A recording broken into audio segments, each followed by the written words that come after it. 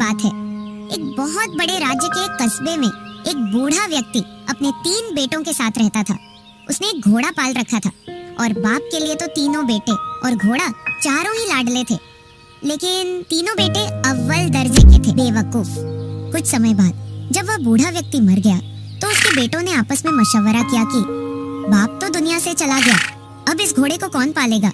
उन्होंने मिलकर फैसला किया कि घोड़े को काटकर आपस में बांट लेते हैं और हर भाई के हिस्से में घोड़े की एक एक टांग आ जाएगी, लेकिन फिर भी एक टांग और बाकी का शरीर शेष रहेगा।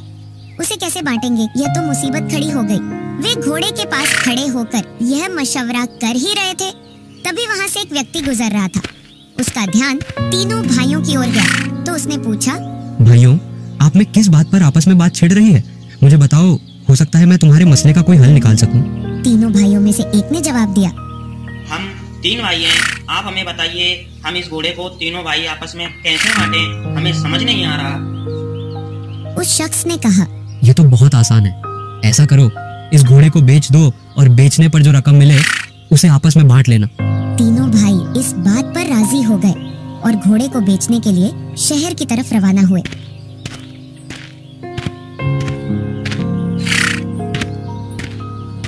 सफर के दौरान वे जंगल से गुजरे तो वहीं उन्हें रात हो गई।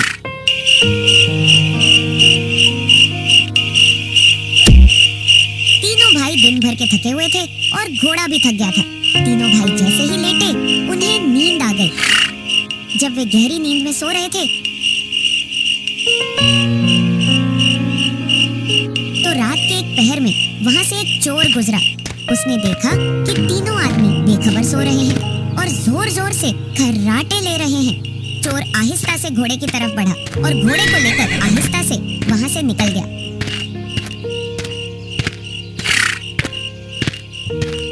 थोड़ी देर बाद एक भाई की आंख खुली तो उसने अपने आसपास देखा तो घोड़ा वहां से गायब था। फौरन उसने भाइयों को जगाया और बताया, हमारा घोड़ा चोरी हो गया, कोई हमसे चुरा ले गया। एक भाई ने कहा, सो जाओ, डाकू चंगीलाल चुरा कर ले गया होगा, सुबह देख लेंगे। सुबह जब तीनों भाइयों की आंखें खुली तो वे डाकू चंगीलाल को ढूंढने निकल पड़े। रास्ते में उन्होंने एक ऊंट के पांव के निशान देखे तो उनमें से एक भाई कहने लगा, ये देखो ऊंट के पांव के निशान। दूसरे ने कहा, भाई ये किसी नर ऊंट के पांव के निशान है। और तीसरा बोला, ये ऊंट तो एक आंख से अंधा भी लगता है, ये ऊंट रस्सी तोड़कर भागा होगा। फिर वे तीनों आगे बढ़े। अभी कुछ ही दूर गए थे कि उन्होंने देखा कि एक शख्स परेशान हालत में आ रहा है। उसने पूछा, आप लोगों ने यहाँ किसी ऊंट को देखा क्या? इनमें से एक ने कहा, नर ऊंट, एक आंख से अंधा भी था। तीसरे ने कहा, रस्सी तोड़कर भागा था शायद। वह शख्स कहने लगा, तुम बिल्कुल ठीक कहते हो। अब तुम सभी ये बताओ, ऊंट को कहाँ देखा? हमने ऊंट को नहीं देखा, तुम आगे जाकर तलाश कर लो। इतना सुनते ही वह शख्स बोला, भाइयों, तुम्हारे पास मेरे ऊंट की इतनी सारी जानकारी है और फिर भी तुम इनकार करते हो। भला यह क्या बात हुई? ये हो सकता है तुम लोगों ने ही मेरा ऊंट चुराया हो। चलो महाराज के पास चलते हैं, वही इस बारे में फैसला करेंगे। तीनों भाई और ऊंट का मालिक राजा के दरबार की ओर रवाना हो गए। चलते चलते रास्ते में उन्हें जमीन पर किसी इंसान के पैरों के निशान नजर आए। तीनों भाइयों में से एक ने कहा, यह तो औरत के पांव के निशान है। दूसरे ने कहा, यह जरूर घर से किसी की बात से नाराज होकर निकली थी। तीसरे ने कहा, भाई ये तो पेट से लगती है, मतलब इससे बच्चा होने वाला है। इतनी बात करते करते जब वे आगे बढ़े तो एक शख्स जल्दी जल्दी आ रहा था। उसने पूछा, भाइयों, रास्ते में तुम लोगों ने किसी औरत को देखा क्या? एक ने कहा, वो जो नाराज होकर घर से निकली थी, मेरे ख्यालों से पेट से भी थी। उसने कहा, हाँ बिल्कुल दुरुस्त कह रहे हो। तीसरे ने कहा, रात के वक्त घर से भाग आई थी। हाँ हाँ बिल्कुल ठीक बता रहे हो तुम। यह बताओ अब कहाँ है वो? तीनों भाइयों ने एक जुबान होकर कहा, हमने तो उसे नहीं देखा, तुम जाकर कहीं और तलाश कर लो। वह शख्स कहने लगा। मैं तुम्हारी कही हुई इस बात पर कैसे यकीन कर लूं? तुम सब कुछ जानते हो और तुम बोल रहे हो कि हमें उसके बारे में कुछ मालूम नहीं। मेरी औरत यकीनन तुम लोगों के पास है। वह भाई कहने लगे। अगर तुम्हें हम पर शक है और हमारी बात पर यकीन नहीं हो रहा हो तो आओ हमारे साथ और राजा के पास चलो, वही इस मामले का कोई फैसला कर सकेंगे। अब वह शख्स भी इनके साथ चल पड़ा।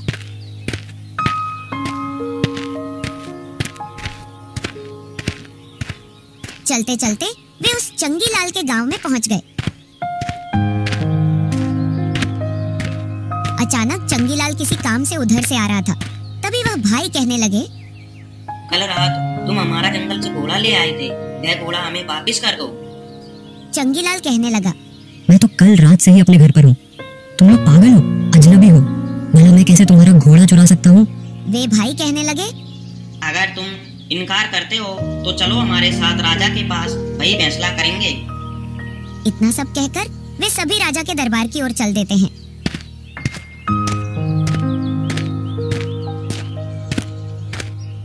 राजा ने उनसे पूछा।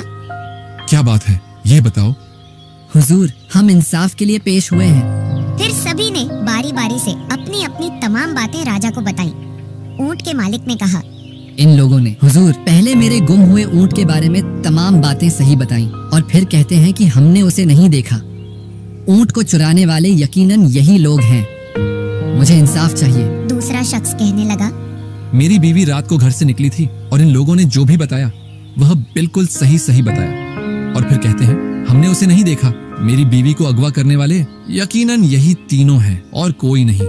राजा ने तीनों भाइयों से पूछा, तुम लोग अपनी सफाई में क्या कहना चाहते हो? उन भाइयों ने जवाब दिया। हुजूर, पहले हमारी बात तो सुनो। रात को चंगीलाल ने हमारा घोड़ा चोरी कर लिया। वे इतना ही बोल पाए थे। तभी चंगीलाल ने कहा। हुजूर, मुझे इनके बारे में बिल्कुल पता नहीं। ये लोग मुझे बिना वजह पकड़ लाए हैं। अब राजा ने उन तीनों भाइयों से पूछा। ये बताओ, जब चंगीलाल घोड़ा चोरी करके ले जा रहा था तब तुम में से किसी ने देखा क्या? हुजूर, हम में से किसी ने नहीं देखा। इतना सुनते ही राजा ने गुस्से में कहा। जब तुम लोगों में से किसी ने भी इसे देखा ही नहीं तो इस पर झूठा इल्जाम क्यों लगाते हैं? और ये दूसरे लोग जो तुम्हें गुनहगार ठहरा रहे हैं, इनकी सफाई में तुम्हें क्या कहना है? उन तीनों बेवकूफ भाइयों ने कहा। हुजूर, ये लोग हम पर झूठा इल्जाम लगा रहे हैं। हम मुजरिम नहीं। दरअसल हमारे मन के अंदर उठने वाले आंतरिक विचार होते हैं और जिन्हें हम कह देते हैं वही सही निकलता है। हमें ये सब मन के विचारों के जरिए मालूम होता है। राजा ने कहा। अगर ऐसा है तो तुम लोगों का इम्तिहान लूंगा और देखूंगा कि क्या वाकई जो तुम बोल रहे हो वह सही भी है या फिर तुम बातें ही बना रहे हो। इसके लिए मैं एक चीज को दूसरी चीज के अंदर छुपा कर रखूंगा और फिर अगर तुम लोगों ने सही सही बता दिया तो मैं जान जाऊंगा कि तुम लोग वाकई सही बोल रहे हो और तुम तीनों बेगुनाह हो।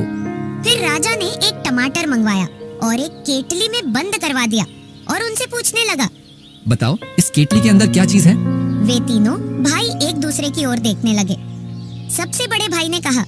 कोई गोल गोल सी चीज है। दूसरे भाई ने कहा। क्यों नहीं कहते सीधा सीधा इस केतली के अंदर टमाटर है। अब राजा को यकीन हो गया कि ये तीनों भाई सच्चे हैं और ये जो भी जानते हैं वो सही बोल रहे हैं। राजा ने चंगीलाल से कहा। इन भाइयों का घोड़ा वापस कर दो या फिर उसकी कीमत अदा करो। और दूसरों से कहा। जाओ, तुम अपना ऊंट और बीवी को तलाश करो क्योंकि ये तीनों भाई वाकई सही बोल रहे हैं। चंगीलाल से घोड़े की कीमत वसूल करके